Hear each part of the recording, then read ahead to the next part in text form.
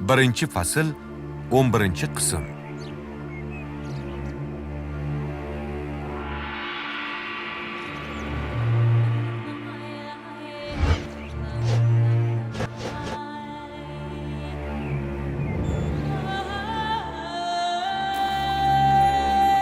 Allohim, yaxshilik eshiklarini ochuvchi, payg'ambarlarning so'nggisi, haqni haq ila quvvatlovchi, sening to'g'ri yo'lingga hidoyat qiluvchi Sayyidimiz Muhammad sallallohu alayhi va sallamga va u zotning ahli oilalariga, ularning yuksak qadr-qimmatlariga munosib salovating bo'lsin. Mushriklarning mo'minlarga azob berishlari kuchayib borar. Rasulullohning esa ularning sabrga chaqirishdan o'zga choralari yo'q edi.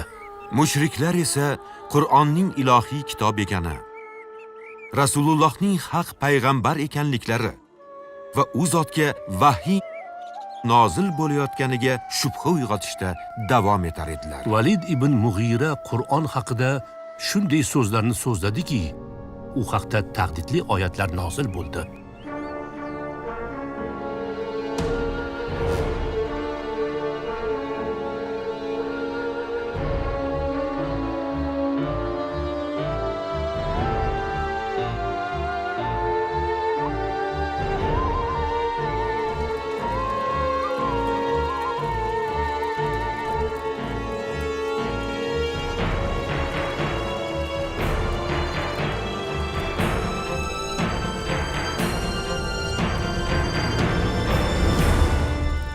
Ey Quraysh jamoasi, mana haj mavsumi ham yaqinlashib qoldi.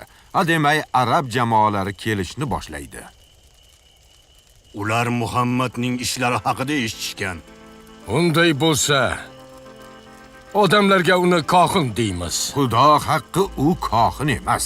U kohinlarga o'xshab g'o'ldiramaydi va qofiya bilan so'zlamaydi. Unaqada majnun deylik.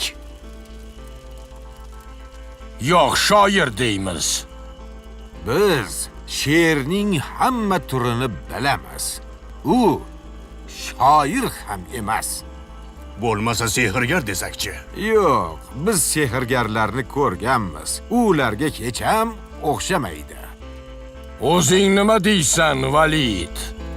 Menimcha, uni sehrgar deganimiz ma'qulroq.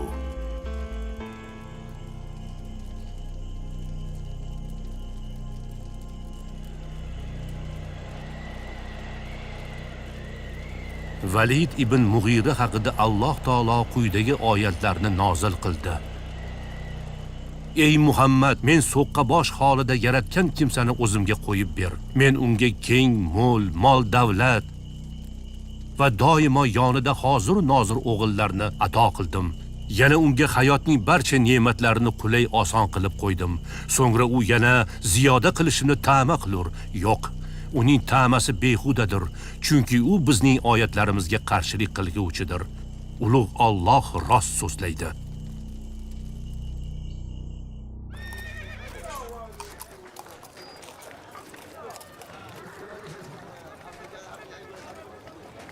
Mushriklar islomni yomon otliq qilib, Rasululloh sallallohu alayhi va sallamning sha'nlariga yolg'onlar to'qiy boshlashdi.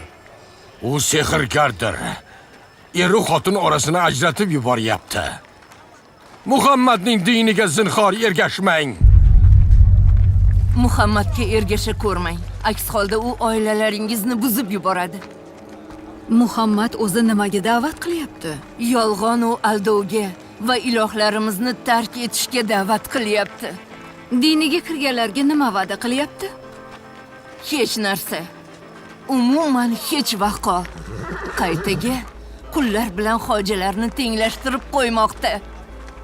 Yo'q. Ha, shunday. Cho'ri bilan bekasini, qora tanli bilan oqsuyakni ham teng ko'rmoqda. Uning diniga kirgan ayollar bo'ldimi? Faqat cho'rilar. Zodagan ayollardan birontasi kirayotgani yo'q. Biroq eshitishimizcha, uni xotini ham shu dindaymish. U ham eriga o'xshaganda mol-mulkka ega bo'lishni istaydi.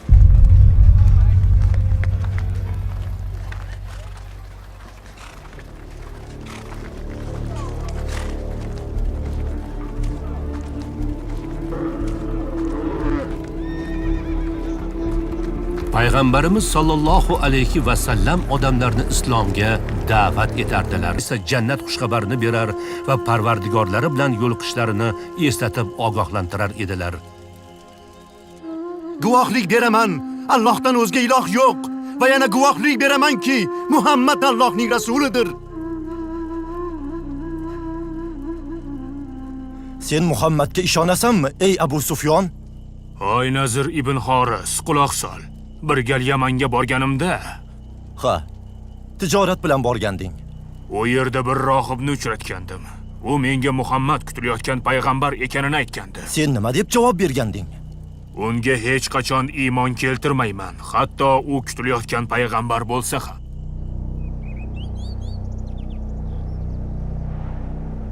Ular payg'ambar sallallohu alayhi va sallamga tazyiq o'tkaza boshlashdi. U zotni shoir, sehrgar, kohin, hatto majnun deb ayblashardi. Ha, ular payg'ambar sallallohu alayhi va sallamga ta'ziq o'tkaza boshlashdi.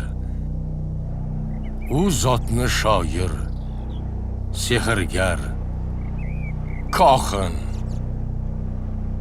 hatto majnun deb ayblashardi. Muhammad va uning do'stlarini nima qilsak ekan, ha? Uni masxaralab, obro'sini to'kamiz. Ustidan kulib, yolg'onchiga chiqaramiz.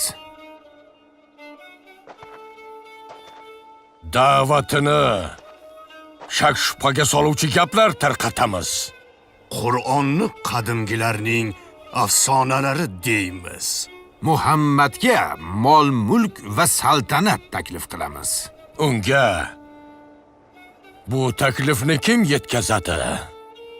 Utba ibn Rabiya. Yuringlar, oldiga boramiz.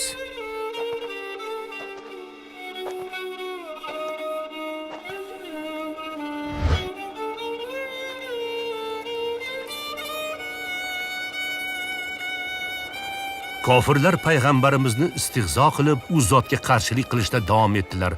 Hatto u zotga aql bovar qilmas narsalarni taklif qilishdi. Qani ko'raylikchi nima bo'lar ekan?